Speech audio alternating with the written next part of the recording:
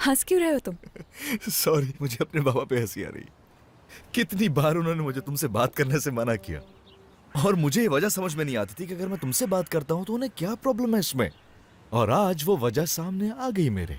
दरअसल वो तुम्हारी शादी नदीम से करवाना चाहते थे, ये वजह थी उस सबकी।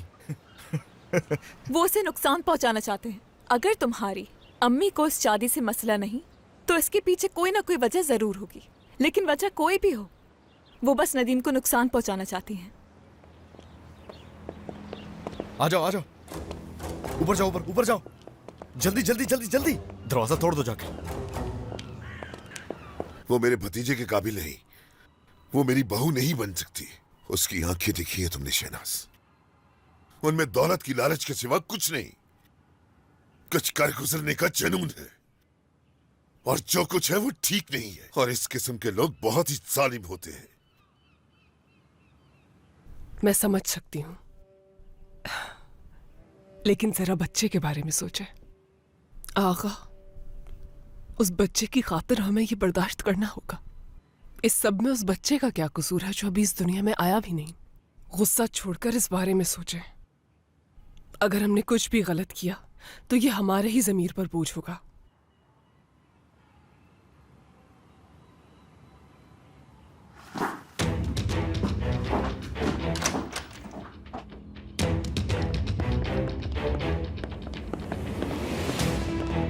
तुम लोग यहाँ क्या कर रहे हो? दरवाजा तोड़ने आए हैं सर। जान साहब ने कहा है हमें। ये काम बाद में करना, पहले चलो मेरे साथ।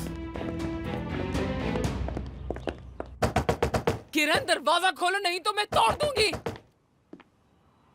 सहर बेटा, संभालो खुद को। इस तरह दरवाजा पीटने से कुछ नहीं होगा। तुम जाओ, मैं बात करती हूँ ना उससे। आप ही की वजह से हुआ ये सब कुछ। आपने उसे बड़े बड़े ख्वाब दिखाए। आप ही ने उसे इस घर की बहू बनने का लालच दिया। उसकी आंखों पर दौलत की पट्टी बांध दी।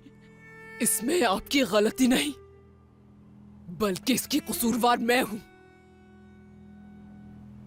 आपने मेरी तरबियत पर सवाल उठा दिया।